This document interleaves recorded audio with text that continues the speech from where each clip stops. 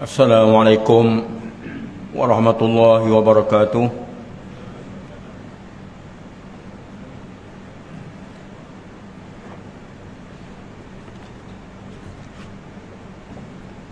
Ila hadratin Nabil Karim Mustafa Rasulillah sallallahu alaihi wasallam. Syaulamul Fatihah. A'udzu billahi minasyaitonir rajim. Bismillahirrahmanirrahim. Alhamdulillahi Rabbil Alamin. Ar-Rahmanir Rahim. Maliki yaumiddin. Iyyaka na'budu wa iyyaka nasta'in. Ihdinas siratal mustaqim. Siratal ladzina an'amta 'alaihim ghairil maghdubi 'alaihim waladdallin. Amin. Nahmaduhu wa nasta'inu wa nastaghfiruh wa na'udzu billahi min shururi anfusina wa min sayyiati a'malina. Man yahdihillahu fala mudilla lahu wa man yudlil fala hadiya lahu. Nashhadu an la ilaha illallah wahdahu la sharika lahu wa ashhadu anna Muhammadan 'abduhu wa rasuluh. Subhanaka la ilma lana illa ma 'allamtana innaka antal alimul hakim. Allahumma iftah 'alaina hikmataka wa anshur 'alaina min khazaini rahmatika ya arhamar rahimin. Wa sallallahu ala sayyidina Muhammad nabil ummi wa ala alihi wa sahbihi wa baraka wa sallam. Yang dihormati ahli jawatan kuasa Surau An-Nur, terusnya para sidang jemaat yang dihormati sekalian. Alhamdulillah, dengan izin Allah SWT serta taufik dayanya, dapat kita hadir bersama-sama pada waktu yang berharga ini. Anggaran lebih kurang dalam setengah jam. Tajuk berkaitan dengan penimbangan amal. Tajuk berkaitan dengan penimbangan amal ini, di antara perkara-perkara yang gaib, yang wajib kita beriman dengannya, yang mana setelah perbicaraan selesai dan hukum balas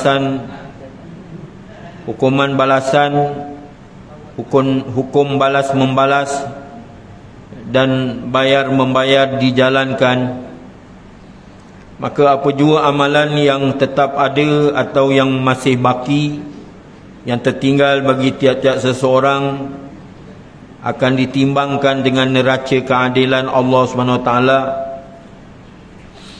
untuk ditentukan apakah balasan yang masing-masing berhak menerimanya.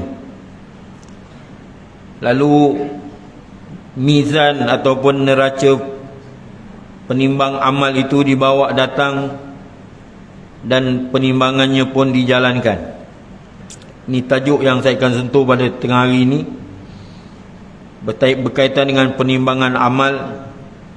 Maknanya setelah perbicaraan selesai, hukuman balas membalas antara orang yang menzalimi dan orang yang kena zalim.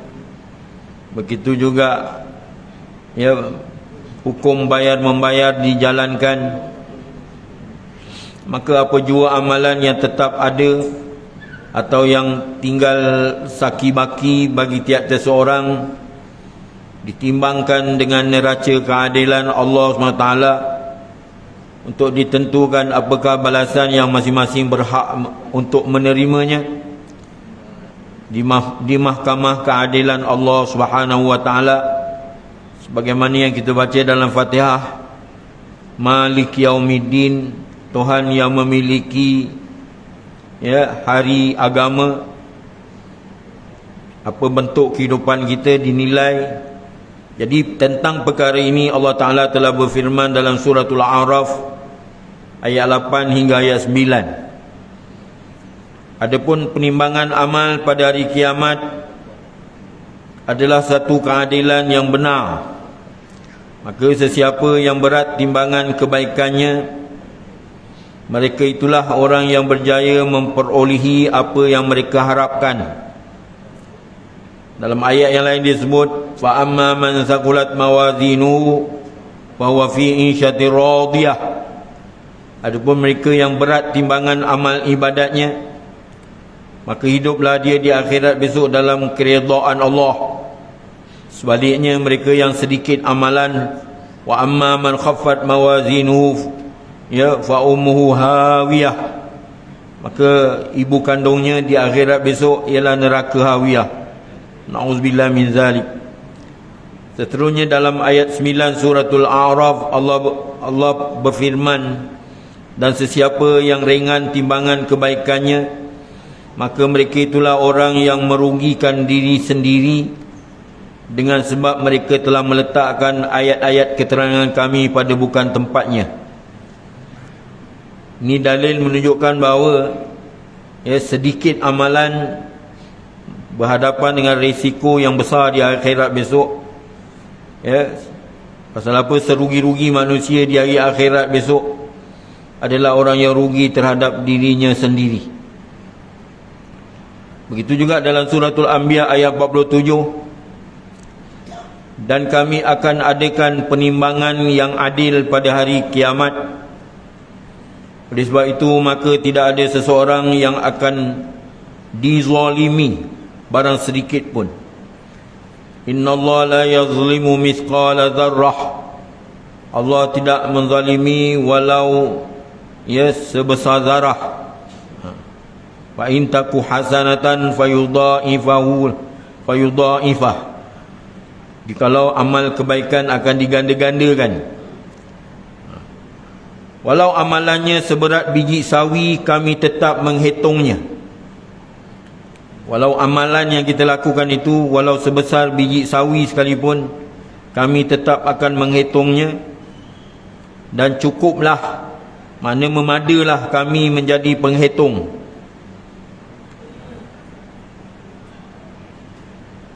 Begitu juga dalam suratul Luqman, yang mana Luqman berpesan kepada anaknya, dia kata apa?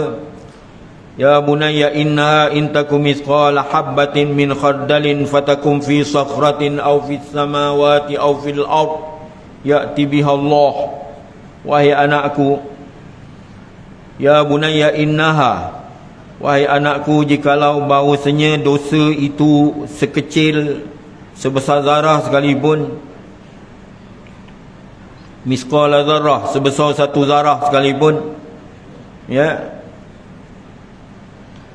akan dibawa datang walaupun duduknya di wa bunayya inna intakum mithqala habatin min khardalin fatakum fi sakhrah, maka duduknya di dalam batu yang penjal, au fis samawati au fil ard, ataupun duduknya di 7 petala langit dan 7 petala bumi, ya'ti biha Allah, nescaya akan dibawa datang oleh Allah Ta'ala di hari akhirat nanti.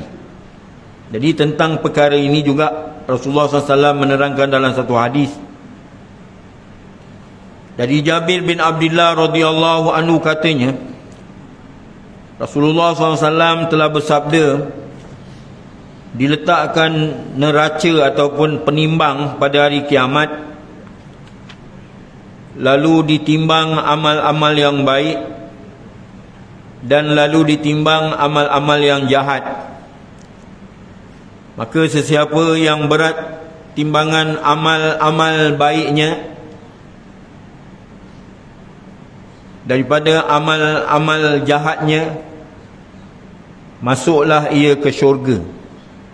Maka sesiapa yang berat timbangan amal kebaikannya jika dibandingkan dengan amal jahatnya, maka masuklah ia ke syurga.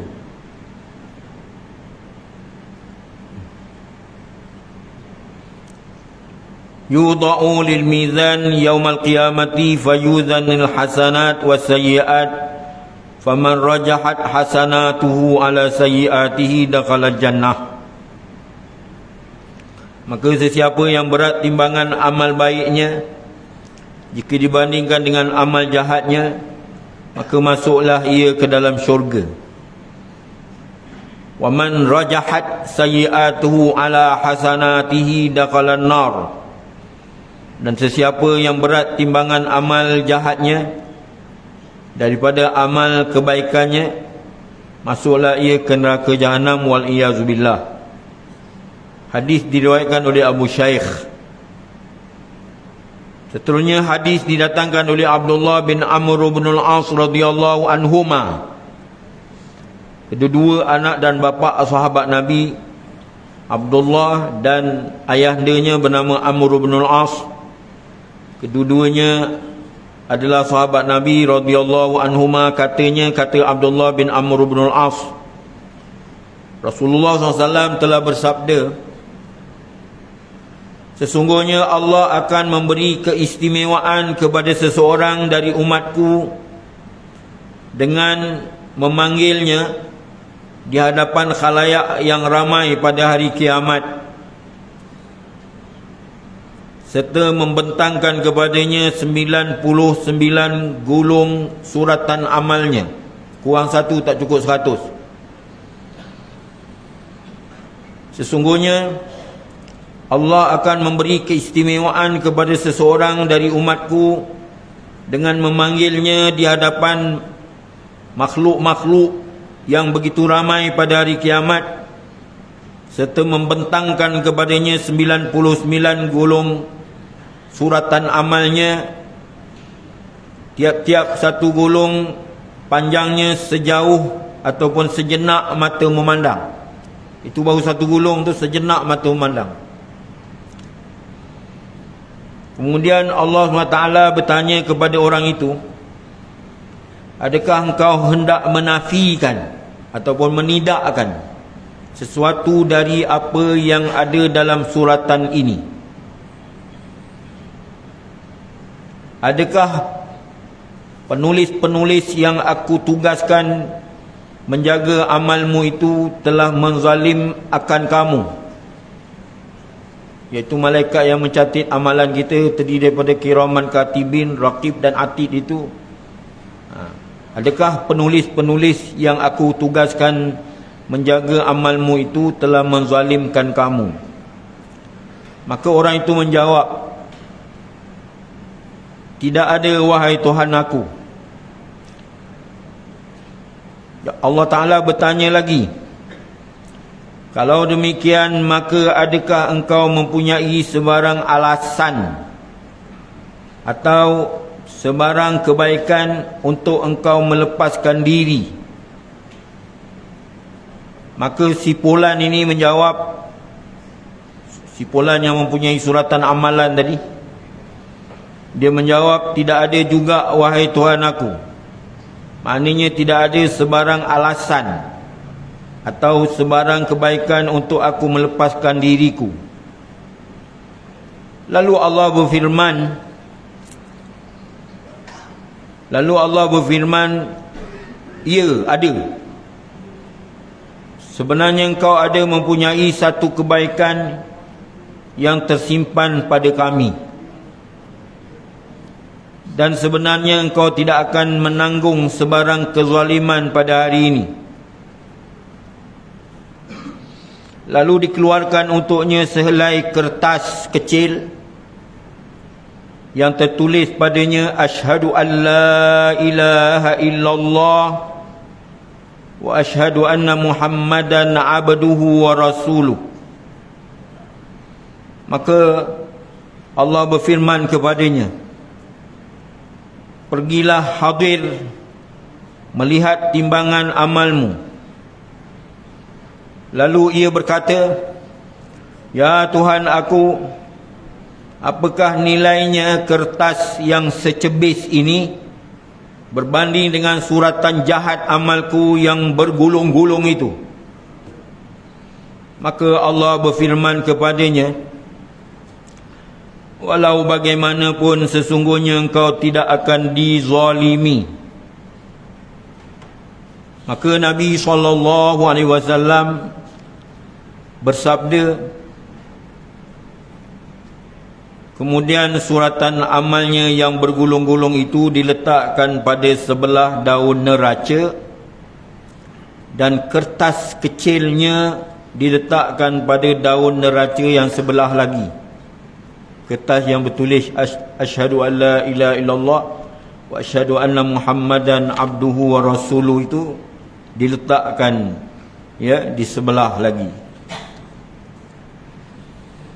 Lalu suratan amal buruknya yang bergulung-gulung itu terangkat ringan,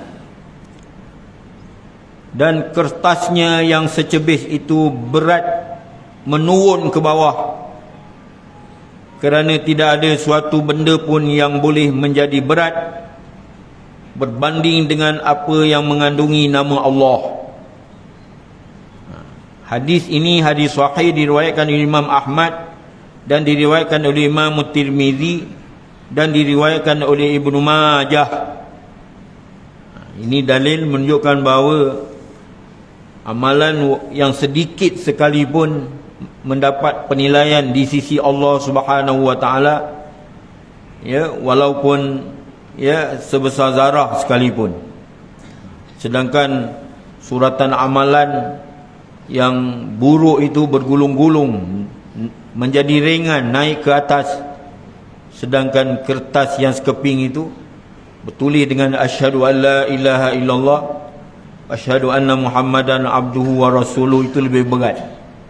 Ini sebab ini dalil menunjukkan bahawa kalimat syahadah yang mengandungi dua penyaksian itu, satu syahadah Allah, satu syahadah Rasul. Aku naik saksi bahawa tiada Tuhan yang disembah melainkan Allah, dan Nabi Muhammad itu bersuruh Allah, itu sebenarnya berat nilai dia, timbangannya itu berat. Apatah lagi kalau amalan-amalan yang lain ditambah dengan berzikir kepada Allah Ta'ala, sebagaimana firman Allah Ta'ala, ya ayyuhallazina amanu zkurullaha zikran katsira wasabbihuhu bukratan wa asila. Dari Abu Darda radhiyallahu anhu bahawa Nabi SAW telah bersabda, tidak ada sesuatu pun yang ditimbang pada hari kiamat. Ini diriwayatkan daripada Abu Darda radhiyallahu anhu, sahabat Nabi masyhur yang disedarakan oleh Rasulullah SAW dengan Salman Al-Farisi, yang mana Rasulullah berjaya mensedarakan antara Muhajirin dan Ansar selama dalam tempoh 5 bulan saja, boleh menjadi bersedara antara satu sama lain. Dari Abu Darda radhiyallahu anhu bahawa Nabi Muhammad SAW telah bersabda, tidak ada sesuatu pun yang ditimbang pada hari kiamat lebih berat daripada akhlak dan budi pekerti yang baik. Ma min syai'in yudha'u fil mizan yaumal qiyamati azqala min khuluqin hasanin. Diriwayatkan oleh Abu Daud dan Imam Tirmizi. Ini juga menjadi dalil kepada berbudi pekerti dan akhlak yang mulia adalah dituntut oleh syarak, kerana dia boleh memberatkan timbangan amal. Sama ada dari segi percakapan, dari segi pergaulan, dari segi interaksi dan sebagainya, biarlah dalam keadaan berbudi pekerti dan akhlak yang mulia, dituntut oleh syarak. Malah ada riwayat mengatakan berbudi pekerti dan akhlak yang mulia itu lebih tinggi kedudukannya daripada berpuasa sepanjang hari dan bertahajud di sepanjang malam. Sebab itu kedudukan akhlak ini begitu tinggi. Pasal apa Nabi diutuskan untuk membentuk budi pekerti akhlak yang agung. Wa ma bu'istu liutamimma makarimal akhlak. Apabila penimbang amal itu selesai, maka manusia diperintahkan dan dibawa pergi ke kampung tempat balasan yang diperuntukkan bagi masing-masing mendiaminya melalui satu titian as-siratal mustaqim, yang biasanya disebut dengan titian siratal mustaqim, yang mana titian yang diletakkan untuk menyeberangi lautan api neraka.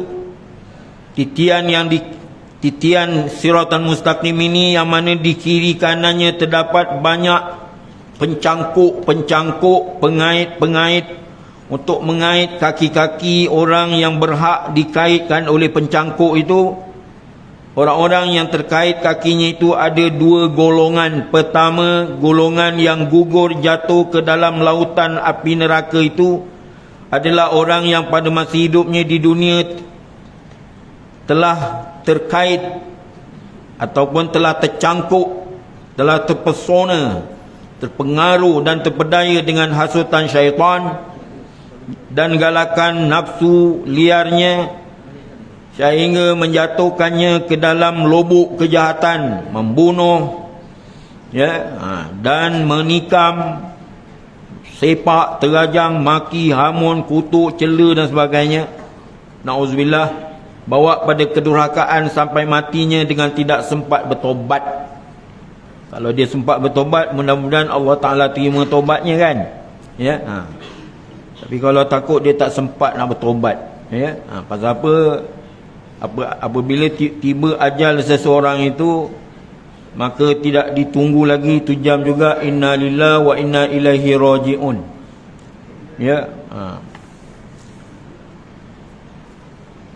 Golongan yang kedua pula, ini golongan yang pertama, saya ulang sekali lagi, golongan yang gugur jatuh ke dalam lautan api itu adalah orang-orang yang pada masa hidupnya di dunia telah terkait, terpesona, tercangkuk, terpengaruh dan terpedaya dengan hasutan syaitan atau galakan nafsu liarnya, sehingga jatuhnya ke dalam lubuk kejahatan dan kedurhakaan sampai matinya tidak sempat bertobat. Peristiwa Nabi Adam yang dikaitkan dengan provokasi syaitan itu dianggap sebagai bukan atas dasar keazamannya. Sebab itu Allah Ta'ala terima taubat. Doa Nabi Adam apa dia? Rabbana zalamna anfusana wa illam taghfir lana wa tarhamna lanakunanna minal khasirin. Itu pun menyebabkan dia malu nak mensyafaatkan hamba-hamba Allah di padang mahsyar. Terus dia kenenkan kepada Nabi Ibrahim, Nabi Ibrahim, Nabi Nuh, Nabi Muhammad SAW, macam tu. Sebab itu tak ada kemampuan dia untuk mensyafaatkan ummah pada masa itu, kecuali yang paling berhak mensyafaatkan ummah pada masa itu ialah Nabi Muhammad. Adapun golongan yang kedua ialah golongan yang rebah bangun dan akhirnya selamat sampai ke seberang, iaitu orang yang pada masa hayatnya di dunia kerap kali dicangkuk, dikait, dipengaruhi dan dipedaya oleh syaitan atau dipengaruhi oleh nafsu ammarahnya. Innan nafsa la ammaratun bisu', sesungguhnya hawa nafsu menarik kepada kejahatan, melakukan perbuatan derhaka dan maksiat. Tetapi pada tiap-tiap kali mereka jatuh ke dalam satu kesalahan, mereka segera ingatkan azab siksa Tuhan, lalu mereka menyesal dan lalu mereka bertaubat sampai mati dengan keadaan taatkan Allah Subhanahu Wa Taala. Ini golongan yang kedua. Pendeknya, orang-orang yang melalui titian itu terbagi kepada tiga golongan. Pertama, golongan yang selamat sentosa menyeberangi lautan api neraka. Yang kedua, golongan yang diputuskan perjalanannya oleh pengait titian itu, tetapi akhirnya dapat juga menyeberangi lautan api neraka jahanam itu. Itu yang kedua. Yang ketiga, golongan yang terkait kakinya lalu jatuh terus ke dalam api neraka. A'adzanallahu minha, kita berlindung daripada Allah SWT daripada perkara yang demikian itu. An Abi Hurairah radhiyallahu anhu anin Nabi sallallahu alaihi wasallam annahu qala wa yudrabu jisru jahannama qala sallallahu alaihi wasallam fa akunu ana wa ummati awwalaman yujizu wa du'aur rusuli yawma idzin Allahumma sallim sallim wa bihi kalalib la ya'lamu qadru azamiha illallah fataftafun naza bi'amalihim minhum al-mubaqu bi'amali wa minhum al-mukhaddalu summa yanju. Rawahul Bukhari wa Muslim. Dari Abu Hurairah radhiyallahu anhu, dari Nabi Muhammad sallallahu alaihi wasallam, bahawa baginda sallallahu alaihi wasallam telah bersabda, diletakkan titian Siratal Mustaqim itu, ya, dan diletakkan titian neraka Jahanam. Baginda SAW bersabda lagi, maka aku serta umatku lah orang yang mula-mula melaluinya, melalui titian Siratal Mustaqim. Sedangkan rasul-rasul pada hari itu masing-masing berdoa dengan berkata, ya Tuhan aku selamatkanlah, ya Tuhan aku selamatkanlah. Dan pada titian itu ada beberapa pengait pencangkuk kalalib yang Allah jua mengetahui betapa besarnya pengait itu. Dengan cepatnya mengait manusia dengan sebab amal-amal jahat mereka.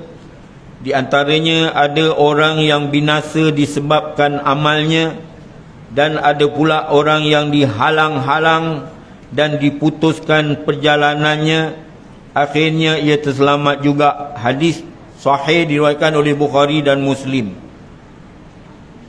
Jadi hadirin yang dihormati sekalian, dengan keterangan yang tersebut, maka terpulanglah kepada seseorang memilih golongan manakah yang ia suka menjadi ahlinya. Orang yang berfikiran sihat serta berfikiran waras sudah tentu berusaha sungguh-sungguh supaya Allah Subhanahu wa taala memberi taufik dan hidayah menjadi ahli golongan yang pertama. Sebab itu dalam soal kita beribadat kepada Allah Taala ini, sama ada ya Allah anugerahkan kepada kita dapat baca Quran, zikir, wirid, doa, duduk i'tikaf, ataupun mendengar ilmu pengetahuan agama dan sebagainya, itu adalah dengan sebab taufik dan hidayah daripada Allah SWT, yang mana Allah kurniakan kepada kita, ya. Di samping tidak menafikan usaha dan ikhtiar kita, usaha untuk terus mendekatkan diri kepada Allah Ta'ala dengan amal-amal soleh, kemudian memilih mana satu amal-amal yang paling, ya, yang paling afdal, yang paling dikehendaki kita mengamalkannya. Sebab itu dalam khutbah Jumaat disebut wala zikrullahi akbar, selagi dengan berzikir kepada Allah Ta'ala itu paling besar, ya. Kemudian kampung tempat balasan yang diperuntukkan bagi manusia mendiaminya itu ada dua. Pertama, kampung yang disediakan oleh Allah Subhanahu wa taala yang Maha Adil untuk kediaman orang-orang yang kafir dan orang-orang yang berdosa menerima azab seksanya, iaitu kampung yang dinamakan Jahanam dan dikenal dengan nama neraka Jahanam, yang mempunyai, neraka itu mempunyai 7 lapis, dan tiap-tiap satu lapisan diuntukkan bagi satu puak yang tertentu, dan bahan bakaran apinya ialah manusia, batu dan jin. Sebab itu setengah orang bertanya, kenapa api di dalam neraka Jahanam itu berlipat-lipat kali ganda kepanasannya dibandingkan dengan api yang ada di muka bumi ini. Ini baru satu juzuk daripada 70 ya kepanasan api yang ada di dalam neraka Jahanam, ya. Kekuatan panas, ya, kekuatan panas api neraka itu 70 kali kepanasan api yang digunakan di dunia ini. Sebagaimana diterangkan oleh Abu Hurairah radhiyallahu anhu dari Nabi SAW, sabdanya, kepanasan api kamu yang digunakan oleh anak Adam di dunia ini hanyalah 1/70 kepanasan api neraka Jahanam. Sahabat-sahabat baginda radhiyallahu anhum ajma'in berkata, demi Allah, sesungguhnya sekadar itu pun cukuplah untuk menyeksa. Baginda SAW bersabda, meskipun demikian, kepanasan neraka jahanam ditambah melebihi kepanasan api di dunia sebanyak 69 juzuk yang tiap-tiap satu seperti kepanasan api di dunia ini. Hadis diriwayatkan oleh Bukhari dan Muslim dan diriwayatkan oleh Imam Tirmizi. Jadi makanan ahli neraka ialah dari pokok zakum dan minuman mereka dari air danau dan air yang sangat panas yang memutus dan menghancurkan tali perut. Air buah zakum itu selain daripada pahit rasanya, busuk baunya, adalah seperti tahi minyak kotor dan mendidih dalam perut seperti mendidihnya air yang sangat panas.